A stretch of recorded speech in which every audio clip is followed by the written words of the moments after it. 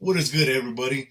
I'm going to talk about the Kansas City Chiefs versus Minnesota Vikings in the second game, Los Angeles Rams versus the Philadelphia Eagles. First game I want to discuss is the Chiefs versus the Vikings game. I should say Vikings versus Chiefs because they were at home. Everybody was talking about the calls that the Vikings didn't get. But if you guys know, this is not what this channel is about. We're not going to blame the refs. We're going to talk about plays that you should have done that could have made you won the game. You could have won the game if you made those plays. And Vikings has several of those opportunities.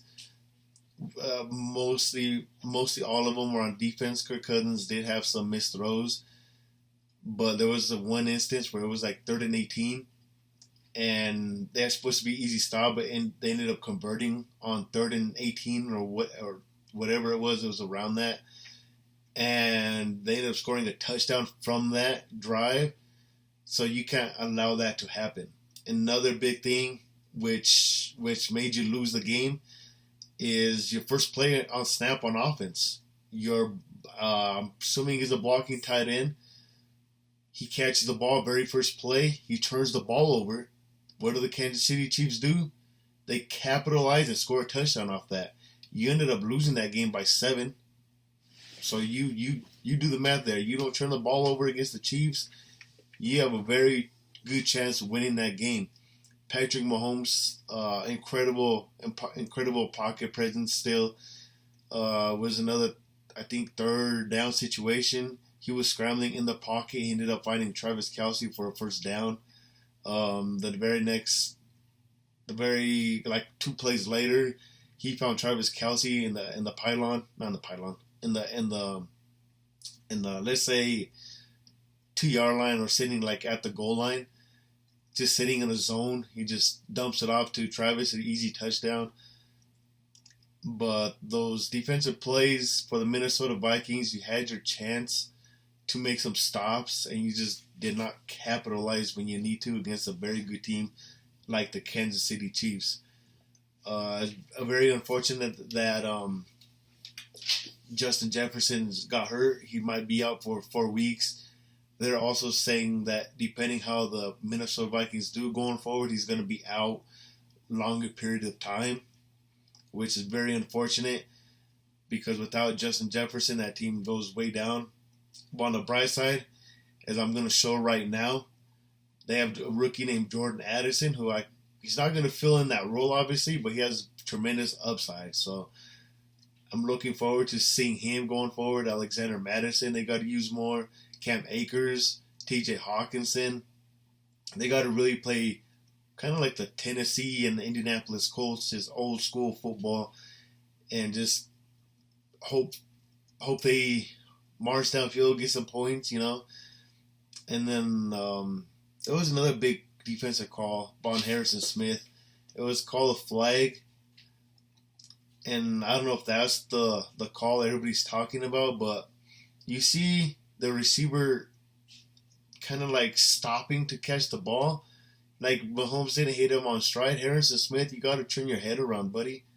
You're an I don't want to say all decade safety, but you're an all pro safety for sure in this era. Like, better. You should turn your head around. That should be easy interception. So, like I said, screw the refs, screw whatever no calls they had. You had your chance to win that ball game. You just have to make those plays. So, and unfortunately, you guys didn't. And everybody's blaming the refs, but honestly, I'm blaming the players for not making those plays. So, Chiefs ended up winning that game. They played my Denver Broncos Thursday night. Expect them to drop 70 on us. But, yeah. Good job from the Chiefs. Andy Reid has everybody playing. They distribute the ball pretty good. Nobody's like the true number 1 receiver. They have Ross. They have Watson. They have Rice. They have Sky Moore. Everybody gets the ball pretty much equally, except for Travis Kelce gets most of it, obviously, as he should. He got hurt. He might not play Thursday. He had a little ankle injury. He did end up returning to the game, though, but when you have time off, swelling could happen. Adrenaline is not there. So we'll still expect the Chiefs to beat the Broncos and then have a nice little short bye week. Short bye week. I say it's a short bye week because when you play Thursday, you have like 10 days off, so your body has a little bit more time to recuperate. So that's it for that game. Vikings missed opportunities. Missed opportunities. That's the big takeaway I got from that game. Now, the next game, Rams versus Eagles. I only did this game because I like the Rams, how they've been playing football. And also because Cooper Kupp came back, that was a big part of it too. I wanted to see how they utilize Puka and Cooper, along with Williams still, who was a tremendous rookie running back. But I wanted to see how they utilized all three of those guys, and they did pretty good against a good Eagles front. But the Eagles front was a little too much for the Los Angeles Rams, as expected. The whole team for the Eagles really was too much. First half, they kept it close. The Rams' last drive, they ended up scoring points. I want to say, I can't remember. I'll show the clip, but they ended up scoring a touchdown. I believe it was to Puka as well, but they ended up scoring a touchdown before half. But they left Jalen Hurts too much time. He was able to finally make plays with his legs. A.J. Brown, beautiful, tremendous one-handed catch. Just snagged it with one hand, with his left hand too, I believe. So that was incredible to see. They ended up scoring a touchdown right before half ended. So that with the what do they call that? The tush push, whatever, the QB sneak. Just keep it simple, man. So yeah, they ended up scoring a touchdown right before halftime with that QB sneak. And then from there, it was a pretty close game. Rams honestly surprised me. All the Rams are missing really is maybe a better, not maybe, they need a cornerback. But overall, they did pretty good against the Eagles. Swift didn't do much that game. They were containing him. Aaron Donald, I mean, he's just a beast in himself. They would double team him at times, or most of the time. So Jalen Hurts had to use his legs as well.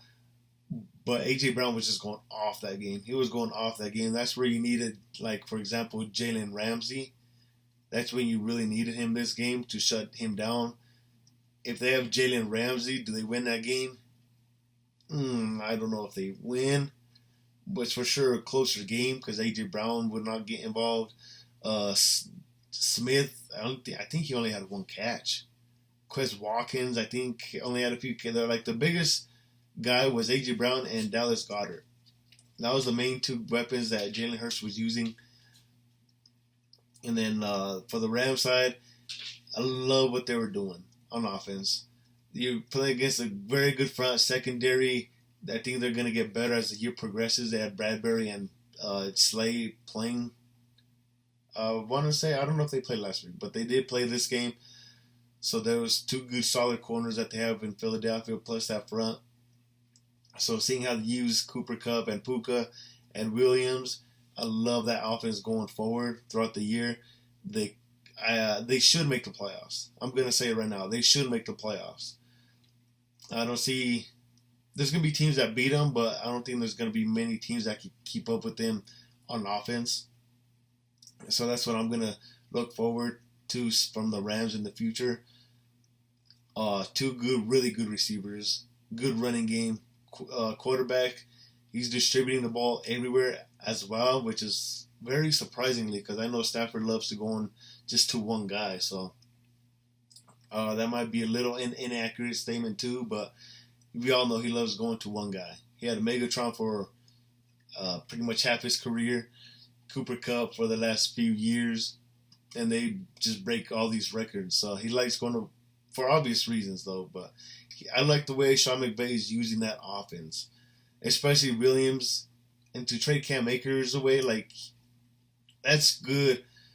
That's good film study from Sean McVay to see Williams that he can handle all the workload, play all three downs, catches the ball, can pass block, does everything. That's good. That's good from Sean McVay that he noticed that. But the Eagles front, like I said, it's too much for almost any team. It should be the Eagles versus the 49ers in the NFC Championship. Anything can happen.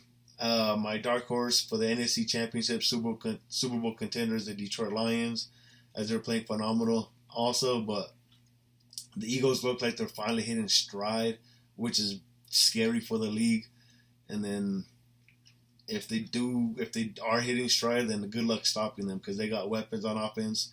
And then once they got the lead, that front and that secondary, I want to say that they added Bradley Roby. I'm not 100% sure. Who's a decent corner, better than what they have. So they are going to get better, the Philadelphia Eagles. But with that being said, hopefully you guys enjoyed this video. If so, like and subscribe. Share it, hit the bell to get notified when I do post, so you're automatically tuned in and watching it, or watching my videos.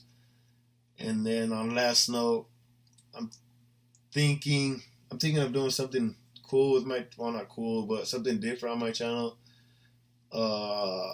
Maybe upload Madden videos. I'm not sure about that, because I want to talk about football a lot, or just upload NFL content and not just Madden. But we'll see. I like uploading Madden. I like playing Madden too. So we'll see. If you guys see a Madden video, it's because I decided to finally upload it, but it'll be like in a different section. Same channel, but just different section. So if you want to just see NFL content, there's gonna be a video for that. And then if you want to see Madden videos, I'll make a separate content for that. Like right now, I have like a mini scheme for Madden, and you can just click on that, and you can see what I have on there. So I'm thinking about doing that. Just a little bit more content. It's football still, but it's just a video game. But just good entertainment is why I'm doing it. I'm doing it because I'm thinking about doing it because I love doing both. And if you're not doing what you love in life, then what are you doing? You know what I mean? So that's what I'm thinking about doing. But yeah, that's it for this video. Too much jibber jabbing and jibber jabbing. You guys know what I'm saying. Anyway, peace. I'm out. Have a good day or night, whatever time you're watching. Peace.